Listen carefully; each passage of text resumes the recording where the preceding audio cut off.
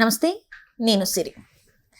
మీర్పేట్లో ఏదైతే ఒక హత్య ఉదంతం పోలీసులకు చిక్కకుండా అసలు తను ప్లాన్ చేసిన విధానం ఏదైతే ఉందో అది ఒక మలయాళ సినిమా ఆధారంగా తాను చేశానని చెప్పేసి పోలీసుల విచారణలో అయితే కీలకంగా తను ఎలాంటివి చేశాడో అవైతే కీలకంగా చెప్పడం జరిగింది గురుమూర్తి. సో దీనికి సంబంధించి మరిన్ని విషయాలు మనకు తెలియజేయడానికి మనతో పాటు ఉన్నారు ప్రముఖ సినీ క్రిటిక్ దాసరి విజ్ఞాన్ గారు. నమస్కారం అండి. నమస్తే. సరే, ఇప్పుడు చూస్తుంటే మీర్పేట్ అంశం ఏదైతే ఉందో అసలు కనీ విని ఇడగని, అంటే ఇట్లా కూడా చేస్తారా హత్యలు? అంటే వాళ్ళకి ఏదో కావాలనుకుంటే వాళ్ళు అడ్డొస్తున్నారంటే ఈ రకంగా కూడా హత్యలు చేయొచ్చా అని అంటే ఉలికి పడ్డది మొత్తం అందరు కూడా, ఇంత దారుణంగా చేశాను.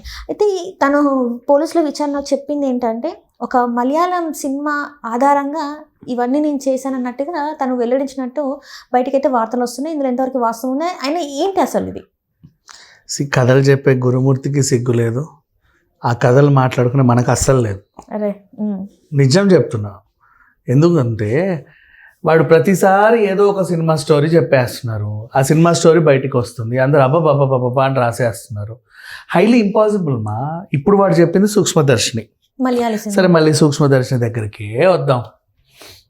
సూక్ష్మదర్శిని సినిమా ఏంటి? ఒక అమ్మాయి ఇంకో అమ్మాయిని పెళ్లి చేసుకుంటుంది, లెస్బీ. ఈ స్టోరీ మీకు ఆ సినిమాలో స్టార్టింగ్లో మన నిత్య మీనన్ అండ్ ఆమె ఈషా రెబ్బా అప్పుడు చూడొచ్చు. మరి పిల్లలు ఎలా అంటే ఓ బాలికను దత్తత తీసుకుందాం అనుకున్నామండి అని చెప్తారు. ఓ బాబుని, వాడు అప్పట్లో మా పేపర్ బాయ్ని వాళ్ళు ఇక్కడ ఓ బాలికని దత్తత తీసుకుందాం అనుకుంటారు.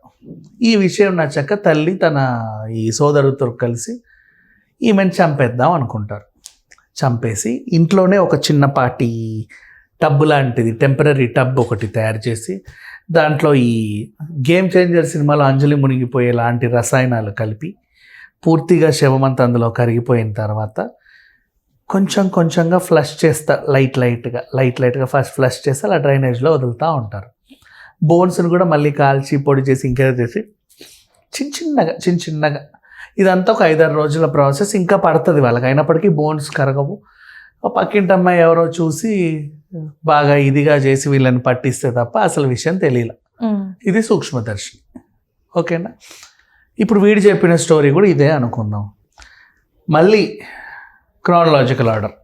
14వ తారీఖు సంక్రాంతికి వస్తున్నాం అనే సినిమాని ఇద్దరు కలిసి చూశారు. 15వ తారీఖు అమ్మ నిన్న సినిమా చూసాం, చాలా బాగుంది, సంక్రాంతికి ఇది వండాను చూడు అని వీడియో కాల్ కూడా చేసింది. 16వ తారీఖున తల్లికి ఈమె ఫోన్లో అవైలబిలిటీలోకి రాలా. 17న అల్లుడిని అడిగితే వెంటనే వాడు ఇచ్చిన ఆన్సర్ ఏంటి? నీ కూతురు లేచిపోయింది, గొడవపడింది, వెళ్ళిపోయింది ఇంట్లో. అంటే నీ కూతురు ఇంట్లో లేదు, అంటే నీ కూతురు ఈ లోకంలోనే లేదు అనే ఆన్సర్ ఆయన చెప్పడం జరిగింది. సో 16, 17లోనే హత్య జరిగింది. 18కి పోలీస్ స్టేషన్లో కంప్లైంట్ ఇస్తే నాకు తెలియదు అని చెప్పేసి వీళ్ళు అసలు విషయం కనుక్కుంటే వీడే అని తెలిసింది. 16, 17 2 రోజుల్లో ఈ సూక్ష్మదర్శిని how can you implement? Highly impossible కదా.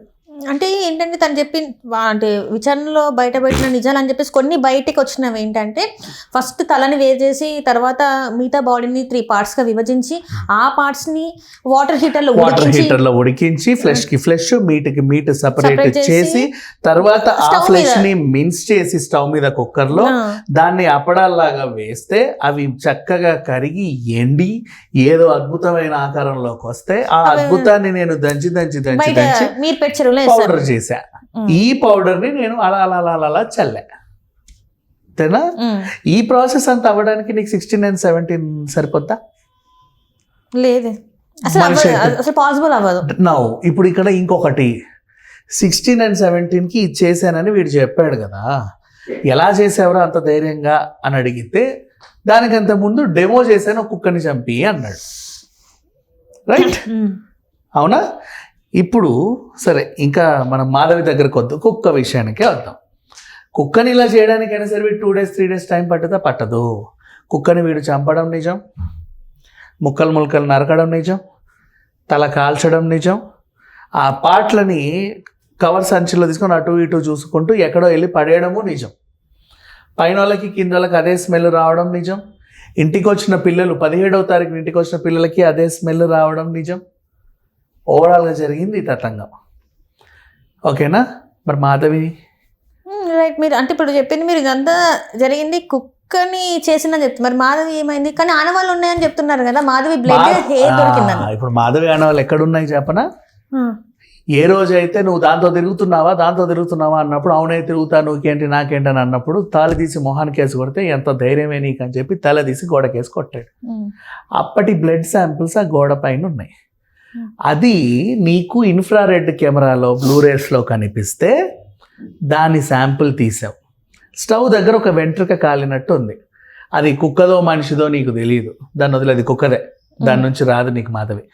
ఈ బ్లడ్ శాంపుల్ని పిల్లల డిఎన్ఏకి మ్యాచ్ చేస్తే అవును మాధవి బ్లడ్ అని తెలిసి. మాధవి బ్లడ్ తల కొడితే అక్కడ ఉంది.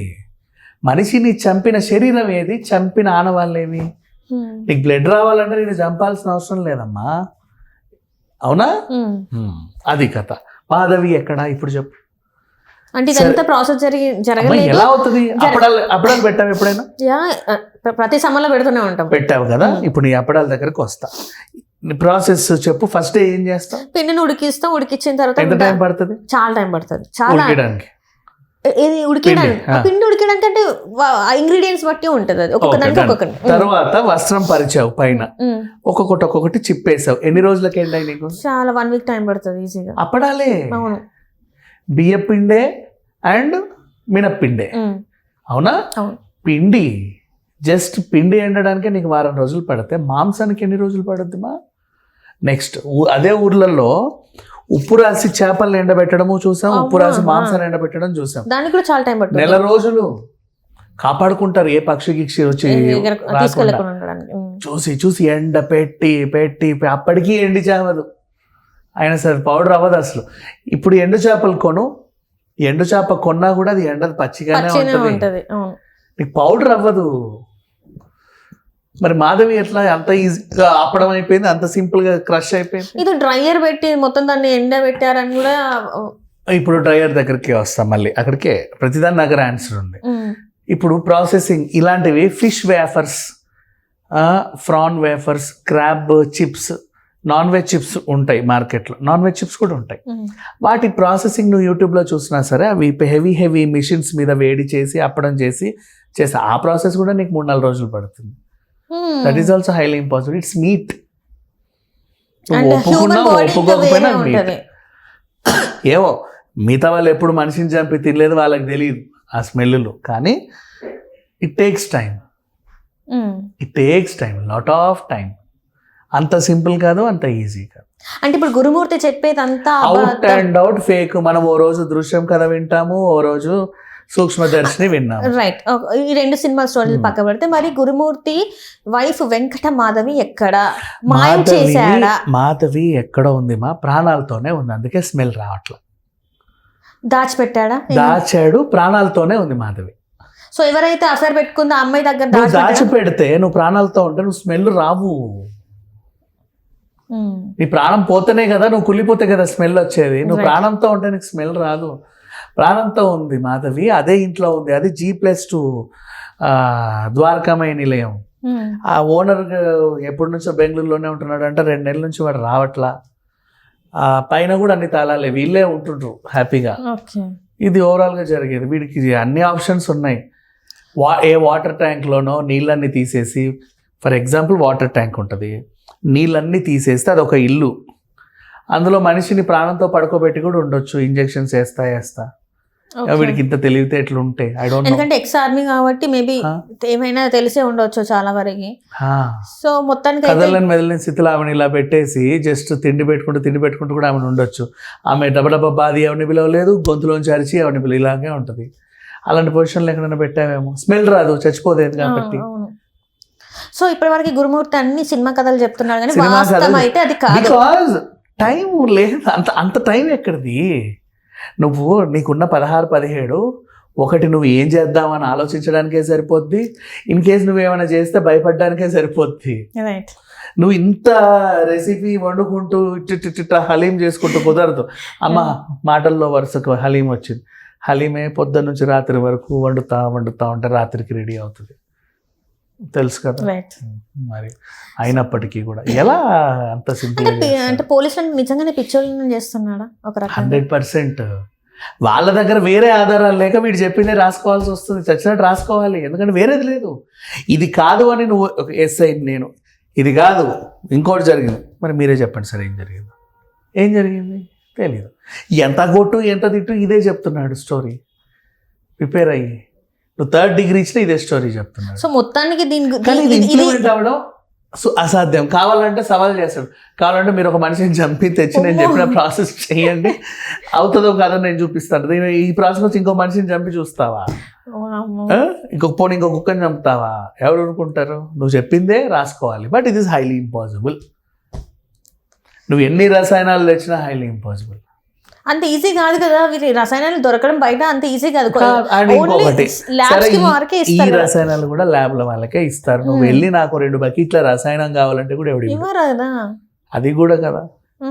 ఏ యాంగిల్లో చూసినా సరే తప్పే కదా. ఇందులో అసలు వాస్తవం లేదు. సో మొత్తానికి అయితే గురుమూర్తి చెప్పింది మళ్ళీ ఎలా చేసేవారు అని అడిగితే పాపం వాళ్ళ ఆవిడ తెచ్చిన వస్తువులన్నీ వరుస పెట్టి ఆవకాయ కొట్టే కత్తి తెచ్చింది పిచ్చిది. ఆ కత్తితో ఇలా నరికానండి అన్నాడు. మటన్ కొట్టే అది కూడా అది ఉంది. ఈమె ఎక్కడి నుంచి ఉప్పల నుంచి ఏదో రోల్ తెచ్చుకుంది, పాపం మంచి రోల్ పుట్టిన నుంచి తెచ్చుకుంది, ఎండు తెచ్చుకుంది. ఆ రోల్లో దంచానండి అంటాడు. ఆ రోటీ మేకర్ మీద బోన్స్ కాల్చానండి అంటాడు. నల్ల టబ్బు ఉంటుంది కదా రోడ్ల మీద కొంటాం, 150కి 200కి దొరుకుతాయి పెద్దవి, దాంట్లో మనిషిని కాల్చానండి అంటాడు. ఇవన్నీ ఎలా కొన్నానంటే మావిడే కొని తెచ్చిందండి అంటాడు. Highly impossible. This is not a particular perfect story. లాస్ట్కి ఏమైనా మరి తెలిసే అవకాశం ఉందంటారా, లేకపోతే ఇది ఇక్కడికి ఎండ్ అయిపోద్ది అంటారా? చచ్చిపోతే మాత్రం తెలిసేది, ఎందుకంటే ఎలాగైనా బతికుంది కాబట్టి తెలియట్లా అని నాకు అనిపిస్తుంది. సో మాధవి ఎక్కడో ఉందని మీరు నమ్ముతున్నారా? ఆమె బయటకు వస్తే మాత్రం దీనికి ఒక ఎండ్ కార్డ్ పడుద్ది అంటారు. ఆమె బతికొచ్చినా చచ్చొచ్చినా ఏదో ఒకటి ఎండ్ కార్డ్ వస్తుంది, కానీ వీడు చెప్పేది అయితే అబద్ధం. Right. Thank you so much.